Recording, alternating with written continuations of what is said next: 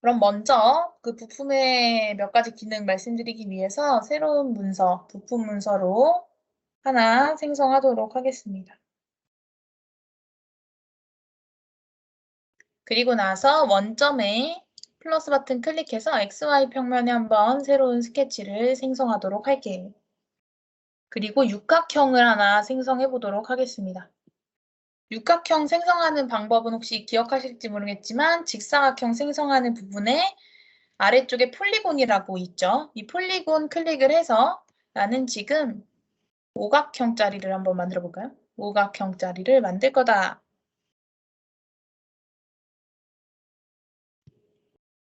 오각형 선택을 하고 뭐 들으셨겠지만 내접이냐 외접이냐 라는 걸 선택을 해서 다각형을 생성할 수 있죠. 이렇게 생성을 해서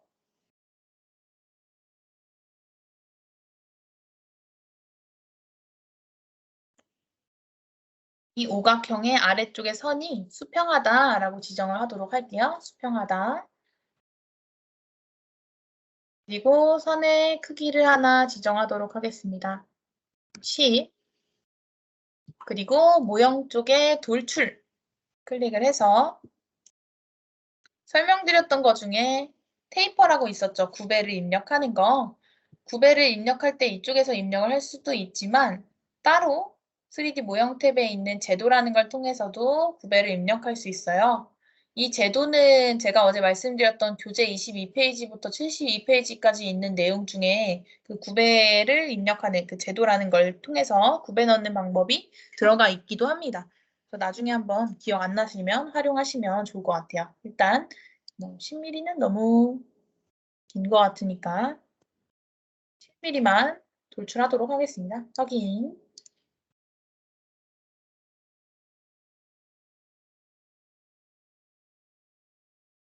그리고 나서 이 면에 세로인 스케치를 해서 원을 하나 그려주도록 할게요. 원을 그리고 이 원에도 치수를 입력해 주겠습니다. 얘는 10mm, 지름 10이다 라고 입력해 주시고 3D 모형의 돌출도 클릭을 해서 21이라고 입력해주고 확인해 주도록 하겠습니다. 뭐 꼭 높이는 저와 같진 않아도 되니까 원하시는 높이로 입력하셔도 돼요. 이렇게 입력하고 위쪽에 보시게 되면 기능 중에 스레드라는 게 보입니다. 여기서 스레드를 넣기 전에 먼저 내가 입력하는 이 나사산이 왜 입력하는지를 먼저 확인한 후에 입력을 해주시면 좋을 것 같아요. 어제 보셨던 코일도 있었죠. 만약에 나사산에 대한 그 프로파일, 삼각형을 그려놓고 코일로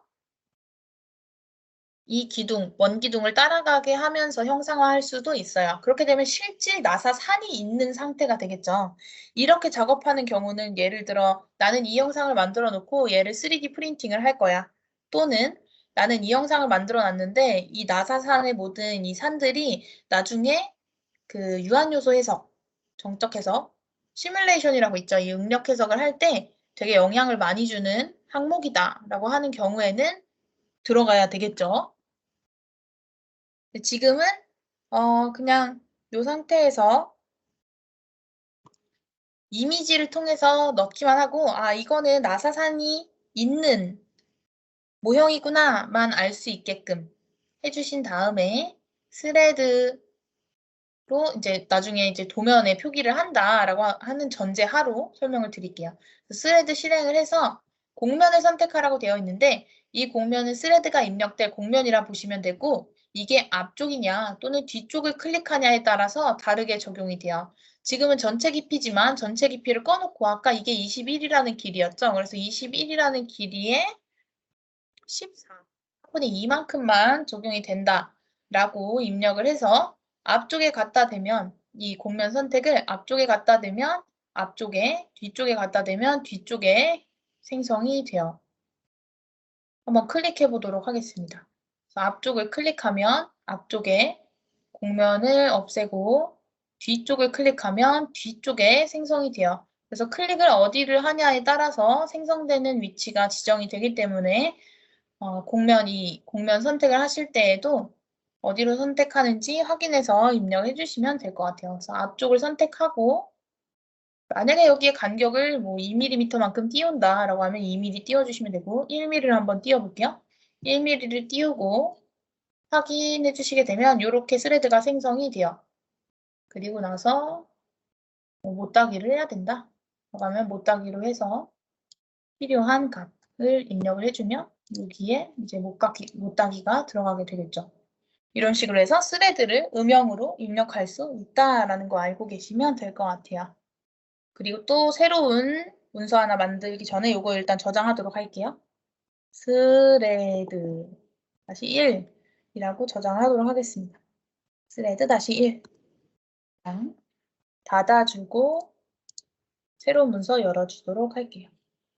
마찬가지로 밀리미터, 모형, 그 부품, 기본 부품 템플릿으로 활성화를 해둔 상태예요.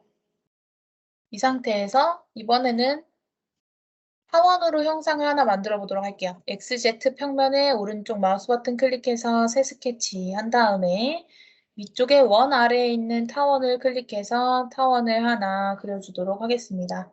긴 쪽과 짧은 쪽 선택을 해서 그려주고 수 입력을 위해서 일단 선으로 해서 타원의 끝과 끝 마찬가지로 끝과 끝에 선을 그려주고 이 두 개의 선을 점선으로 바꿔주도록 할게요. 그리고 이 타원에 대한 길이 값을 40에 15로 입력해 주도록 하겠습니다. 정확하게 구속이 되지 않았네요. 일치로 해서 이 타원의 끝이 지정이 안 됐네요. 일치로 해서 이 라인하고 이 점하고 일치를 시켜주도록 하고 마찬가지로 일치로 라인과 타원의 점을 일치시켜줍니다. 그렇게 되면 이 타원의 끝은 정확하게 일치가 안 됐을 수 있더라도 정확하게 가운데에 있는 점에 일치가 되면서 타원의 크기가 완벽하게 지정이 된 게 보여요. 이 타원을 위쪽으로 돌출시켜 보도록 하겠습니다.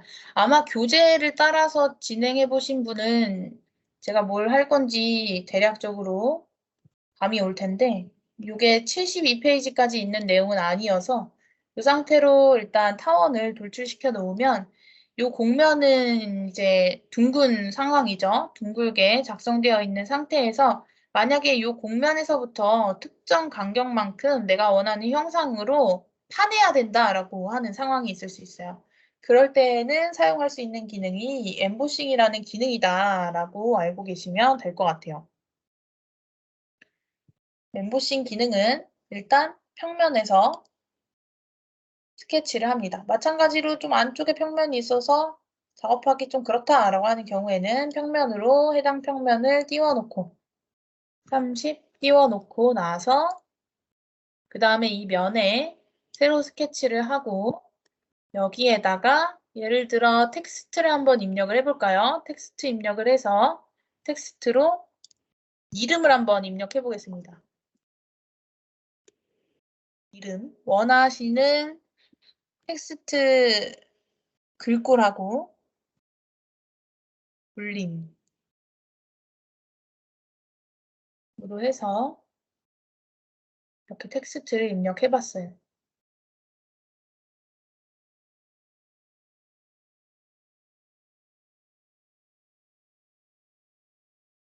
텍스트에 볼드를 넣어 봤어요.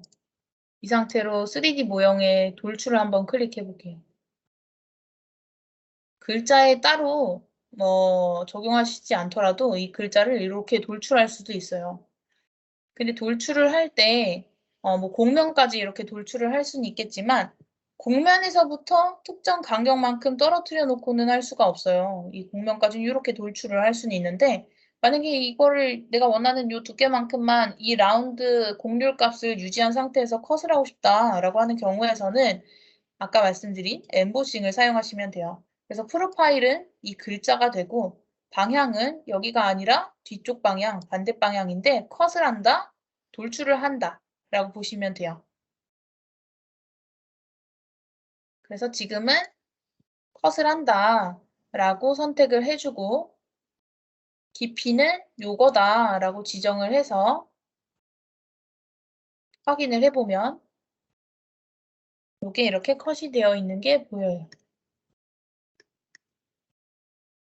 아까 적용을 했었던 뷰의 비주얼 스타일에 숨겨진 모서리가 있는 와이어 프레임으로 변경을 하고 위쪽에서 한번 보도록 하겠습니다.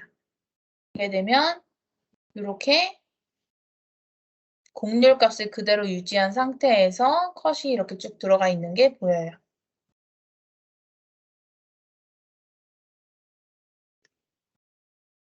아까 전에 그 엠보싱에 있던 면의 감싸기라는 게 있어요. 지금은 이 곡률이 크게 져 있진 않기 때문에 이렇게 바로 수직으로 글자가 내려 떨어져도 되게 뭔가 균형 있게 제대로 들어가는데 만약에 이 곡률이 이렇게 급경사다라고 하는 경우에는 여기에 이렇게 제 이름이 꺾여 들어가더라도 나중에 이제 옆에서 봤을 때에는 그 비율이 제대로 들어가지 않겠죠. 그래서 요렇게 되어 있는 것에 이렇게 프로파일을 투영시킨다라고 하게 되면 여기에 있는 부분이 이 앞에서 봤을 때는 제대로 된 글자라고 하더라도 이 옆에서 보게 되면 이렇게 보일 수도 있겠죠. 그래서 이렇게 보여지는 부분을 해결하기 위해서 이 면의 감싸기라는 걸 통해서 비율을 그대로 잘 유지를 해주세요 라는 옵션이라고 보시면 돼요. 이 면의 감싸기가. 이런 식으로 내가 원하는 어떠한 프로파일을 곡률이 있는 형상에 투영하여 특정 깊이만큼 컷이나 또는 돌출을 할 수 있다라는 걸 알고 계시면 될 것 같아요. 제가 아까 전에 펼치는 부분에 대해서 잠시 말씀을 드렸었죠. 펼치는 것까지 일단 한번 확인을 해보도록 할게요. 판금에 펼치는 부분이 있었는데 그 펼치는 기능이 아까 말씀드렸던 그래서 요 감싸기 해제라는 그 기능을 실행을 해서 곡면을 하나 이렇게 클릭을 해보면 이렇게 이상하게 펼쳐집니다. 지금은. 보시면 지금은 여기가 이제 뭐 컷이 없기 때문에 이 하나의 원통면이어서 이렇게 보여지지만 한번 제가 여기에 컷을 하나 넣어 보도록 할게요. 이 평면 기준으로 한번 컷을 하면 여기에 라인이 하나 생기겠다 하는 평면이 하나 보이죠? 그럼 요 평면을 기준으로 한번 컷을 해보도록 하겠습니다. 그래서 위에 보시면 분할이라고 있네요. 분할을 클릭해 보도록 할게요. 도구와 면이 보여요. 면은 분할할 면이겠죠? 면은 요거로 선택하고 도구는 아까 보셨던 모형 탭에 있는 XY 평면을 선택해 보도록 하겠습니다. 그러면 선택한 면이 선택한 도구로 해서 잘린다고 보시면 돼요. 근데 지금 솔리드를 선택하거나 또는 곡면을 선택하는 거로 적용이 되어서 이 버튼을 통해서 클릭하면 솔리드가 선택되고 솔리드를 분할한다 라고 보시면 돼요. 지금은 면이어서 면을 선택해서 확인을 하게 되면 면이 이렇게 잘립니다. 요 잘려있는 상태에서 한번 다시 펼쳐보면 이번에는 조금이나마 내가 원하던 형상으로 펼쳐지는 게 보여요. 보시면 이렇게 자잘자잘하게 이 삼각형 모양이 되게 모여있는 부분이 나중에 펼쳤을 때 되게 응력이 집중될 부분이구나 라는 게 보이고 색상으로도 보여요. 여기는 늘어날 여지가 크겠구나. 형상이 그대로 유지되지 않을 수 있겠구나 라는 걸 알 수 있습니다. 이런 식으로 펼쳐내면 나중에 도면에 또 이거를 포함할 수 있어요. 그렇게 되면 여기 지금 곡면 본체가 만들어졌죠. 그럼 왼쪽에 솔리드 본체를 가시성을 꺼주고 곡면 본체를 보았으면 이 곡면 본체가 나중에 이제 도면으로 해서 스티커 업체에 전달이 되면 펼쳐진 상태로 출력이 됐기 때문에 이대로 붙였을 때 저 라운드 되어 있는 형상에 제대로 붙을 수 있겠죠. 이렇게 쭉. 뽀에 대한 길이 값은 한번 확인을 해보면 좋을 것 같아요. 그래서 이 길이 값과 이 길이 값이 정확히 매치가 되나 이거는 한번 체크를 해서 나중에 필요할 때 도면에 활용하시면 될 것 같습니다.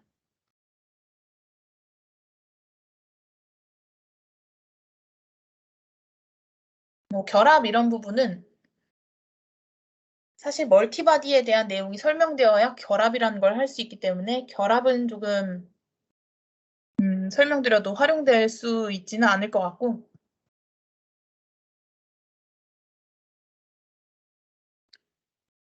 이 파일을 한번 스텝 파일로 저장을 해보도록 할게요. 저장하기 전에 여기에 하나 스케치 생성해서 사각형을 하나 만들어주고 또 이것도 자동 치수로 해서 치수 입력해준 다음에 돌출로 해서 높이는 뭐 한 2mm만 띄워주고 저장하도록 하겠습니다. 저장하기 전에 구멍도 하나 생성해 볼까요? 구멍.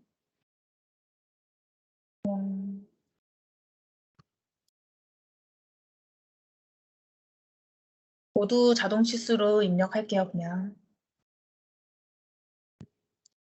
스케치 마무리하고 이것도 마찬가지로 두 개를 컷으로 해서 아래쪽에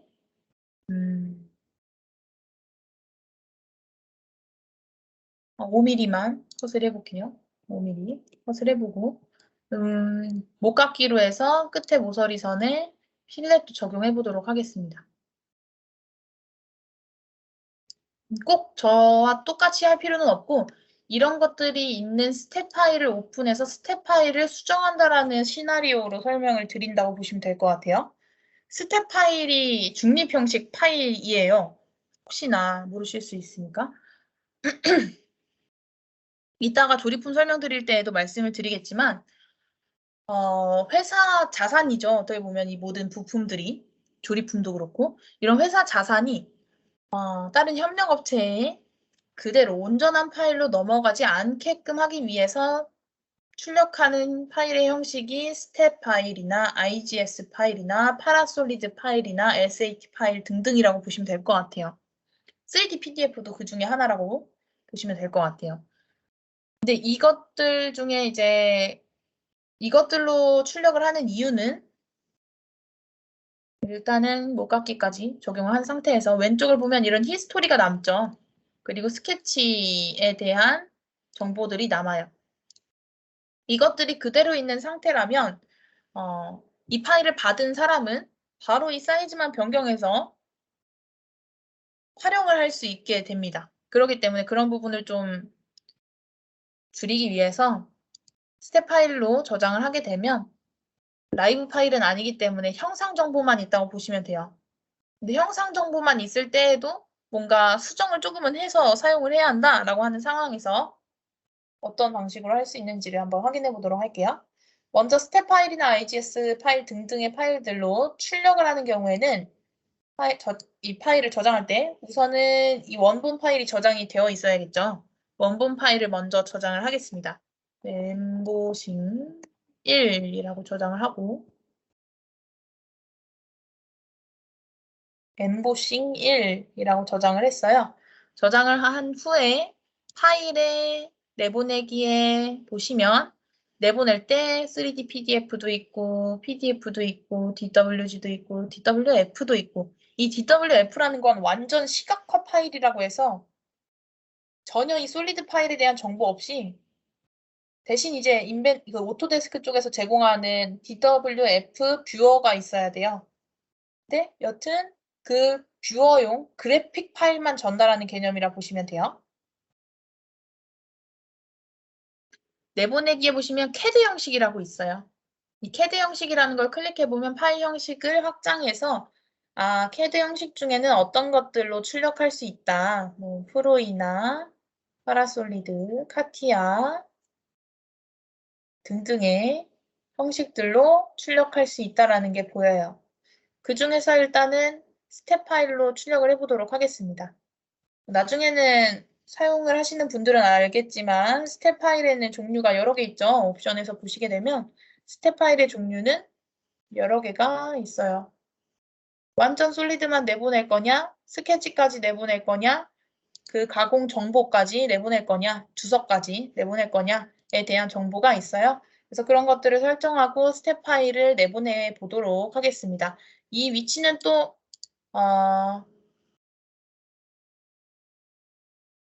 그 위치 A 프로젝트 위치에 저장을 하도록 하겠습니다. A 프로젝트에 스텝 파일로 저장을 해서 이 엠보싱 파일은 닫아주고 열기로 파일 형식을 모든 파일로 바꿔보고 스텝 파일을 열어주도록 할게요. 이 스텝 파일을 열어주시게 되면 이런 창이 팝업됩니다. 이 창에서는 참조 모형이냐, 모형 변환이냐가 있는데 참조 모형은 그 파일 그대로를 링크해 온다라고 보면 돼요. 그래서 원본 파일이 변경되면 이것도 같이 바뀌어라.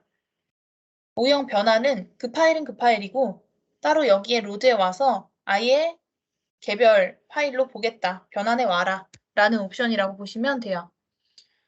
이 파일 안에는 내가 만약에 이 파일에 공면이 있다, 솔리드가 있다를 알면 이걸 선택적으로 선택해서 이 정보만 로드해 오세요 라고 하는 방법이라 보시면 돼요. 모른다라고 하면 다 선택해서 다 로드한 다음에 내가 필요 없는 것만 지우면 될 것 같아요.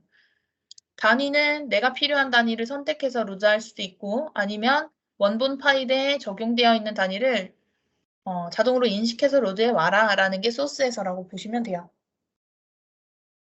그 아래에 이 부품 옵션이라는 부분은 개별로 하면 공면이 있을 때 개별 공면으로 로드를 하고 스티치라는 건 공면을 붙여야 되는 항목은 공면을 붙이면서 혹시나 솔리드로 변환 가능한 게 있으면 변환해 와라 라는 옵션이라고 보시면 돼요.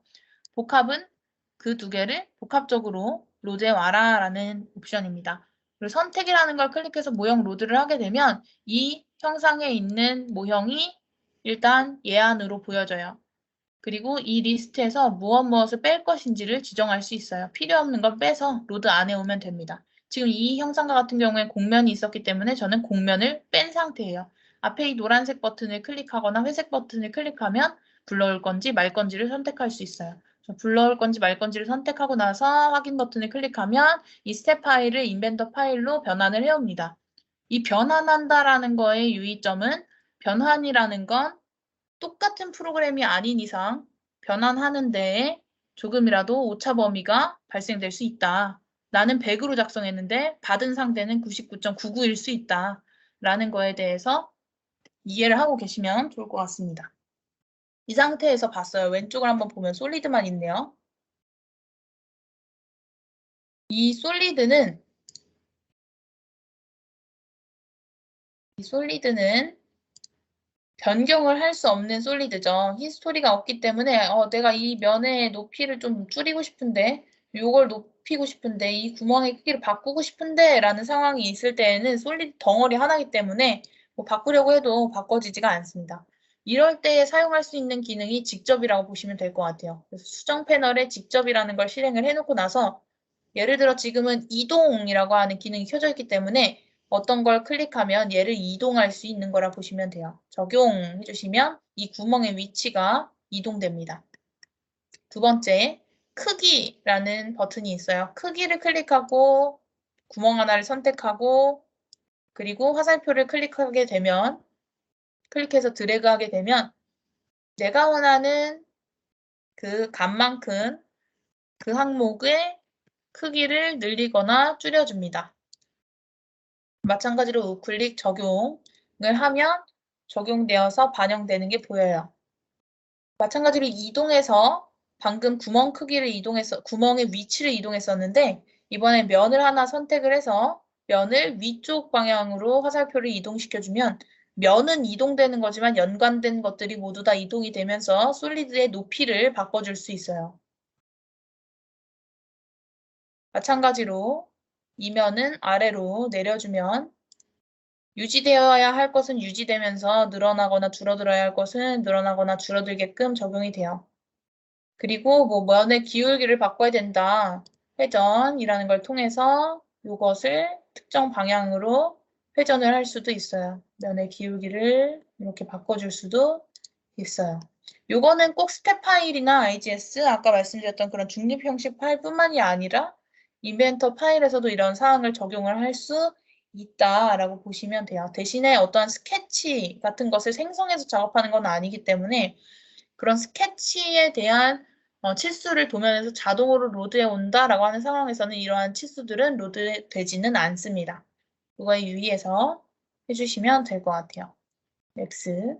그러면 왼쪽에 이 직접 편집이라고 하는 게 생성이 돼요. 직접 편집을 더블 클릭하면 직접 편집에서 어떠한 작업들이 일어났다라는 걸 볼 수 있어요. 그래서 각각을 클릭하면 이 직접 편집에서도 히스토리는 존재합니다. 그래서 존재하는 히스토리를 더블 클릭해서 각각의 히스토리에 대한 값들을 수정할 수 있다라고 보시면 돼요.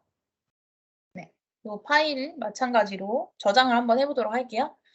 스텝 파일이었지만 한번 IGS 이 인벤터 내에 로드를 하게 되면 IPT 파일, 인벤터의 부품 파일로 변환이 됩니다.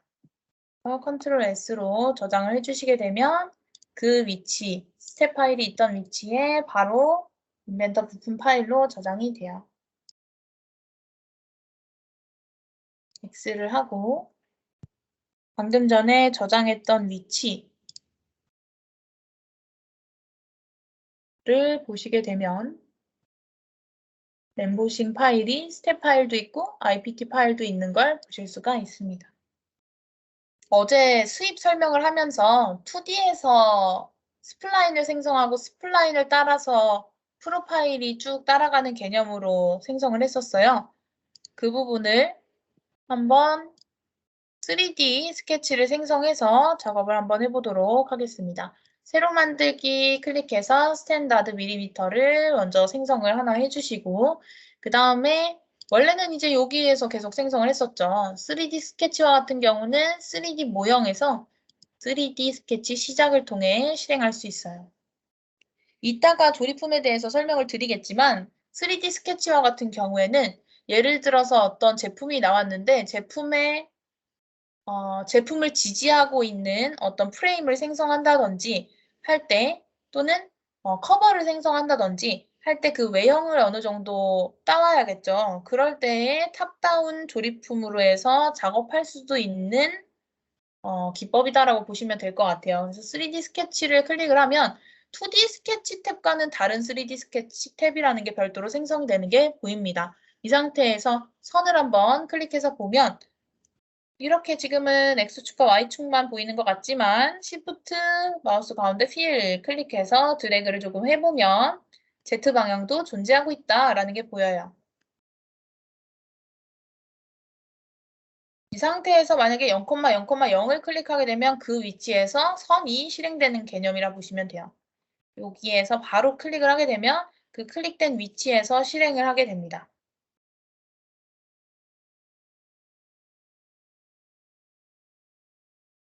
똑같이 2D 스케치와 똑같이 미리 형상을 만들어 놓고 그 다음에 구속 조건과 치수를 기입해서 완전 정의를 해나가는 방식으로 진행을 할 수가 있어요. 예를 들어서 지금 저와 같은 경우는 편의상 프레임 작업을 하는 경우에 사용하는 경우가 많아요. 3D 스케치는. 그렇기 때문에 직각으로 구성되는 경우가 많아서 저와 같은 경우는 직각을 켜놓는 편인데 아래쪽 보시게 되면 그 스케치에서 구속 조건을 켜거나 꺼거나 하는 부분이 아래쪽에 가운데, 좀 가운데 왼쪽에 위치해 있죠. 그쪽에 지금 직각 표시가 보여요. 요거를 꺼주시게 되면 자유롭게 선이 움직입니다. 근데 이렇게 자유롭게 움직이는 건 참으로 제가 원하는 방향대로 지정이 안 될 수 있어요. 이렇게 보기에는 분명히 나는 내가 원하는 그 사각형의 모양대로 제대로 그렸어 라고 보여지지만 얘를 회전해서 봤을 때는 이게 아닌데 하는 경우가 있어요. 그렇기 때문에 웬만하면 저 기능을 켜놓고 쓰는 게 좋다라고 말해주고 싶습니다. 이 중심점이 로드가 안 되어 있네요. 그래서 중심점을 일단은 가시성을 켜두고 다시 그 3D 스케치의 선으로 해서 이 중심점 위치에서부터 시작을 하도록 하는데 저는 이 직각을 켜두고 중심점에서 시작해서 직각을 유지한 상태로 진행을 한다라고 그려보면 얘는 직각 상태이기 때문에 제가 원하는 방향대로 완벽하게 따라가요. 이런 식으로 한번 그려보도록 하겠습니다.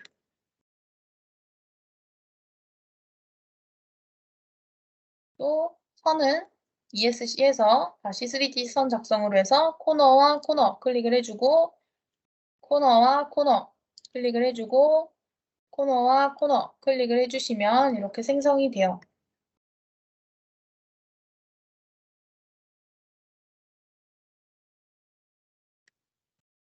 대략적으로 구성이 되었다라고 하시게 되면 지금 이렇게 선을 보면 이 선은 남색인데 이 선은 검정색 선이에요. 이 검정색 선은 아무래도 방향이 제대로 지정이 안 되어 있을 수 있다라는 걸 알 수 있죠. 그래서 이 선은 보니까 X축 방향을 가야 하네. 그래서 이 선에게 클릭해서 얘는 X축 방향을 따라가야 해 라고 지정을 해주면 X축 방향으로 고정이 됩니다. 마찬가지로 위쪽에 있는 선에도 X축 방향. 다른 데에도 클릭을 해보면 이거는 X축 방향이 이미 지정됐었는데 내가 또 넣으려고 했었네 라는 창이 나오게 됩니다. 일단은 이렇게 세 개가 남색으로 됐다라는 것은 중심점에 제대로 생성했고 중심점에서 제대로 각각의 방향으로 생성이 됐다고 보시면 돼요. 이때는 이제 치수를 하나씩 입력을 해봐 주시면 위쪽에 있는 선들도 하나씩 남색으로 바뀌는 게 보여요. 또 옆에 있는 선이 남색으로 얘는 안 바뀌네 라고 하는 건 아까 보셨던 것처럼 축 방향이 제대로 지정이 안 돼서 그래요. 얘는 그러면 Y축이겠죠? Y축. 그래서 이 선 클릭하고 또 얘는 Y축 따라가야 돼 라고 클릭을 해주면 얘가 또 남색으로 바뀝니다. 이 상태에서 이 선에 대한 치수도 마찬가지로 지정을 해서 주시게 되면 얘도 뭔가 Y축을 안 따라가네요? Y축을 따라가야 돼 라고 지정을 해주시면 모든 것들이 다 남색으로 완전 정의가 되는 게 보여요. 이런 식으로 해서 3D 스케치를 생성하고 3D 스케치에 대한 완전 정의를 할 수 있다라고 보시면 될 것 같은데 3D 스케치가 되게 생소하기는 해서 처음 하신다면 좀 연습은 한번 해봐 주셔야 정확히 이해가 가능할 것 같아요. 일단은 3D 스케치에 대한 연습을 하실 수 있는 위치를 말씀드리도록 할게요. 교재 페이지에서 3D 스케치가 요 부분 글자가 여기 있네요. 페이지는 141페이지입니다. 그래서 141페이지부터 있는 내용대로 쭉 진행을 해봐 주시면 3D 스케치에 대한 부분을 조금 더 연습할 수 있다라고 보시면 돼요. 141페이지. 그럼 바로 조립품에 대한 내용 설명드리도록 할게요. 그 말씀드렸던 것처럼 조립품의 유형은 크게는 두 가지가 있어요. 조립품 작업을 할 때 뭐 탑다운이냐 또는 바텀업이냐에 대해서 이제 두 가지로 나뉘게 되는데 그 두 가지에 대해서 일단 말씀을 드리도록 할게요.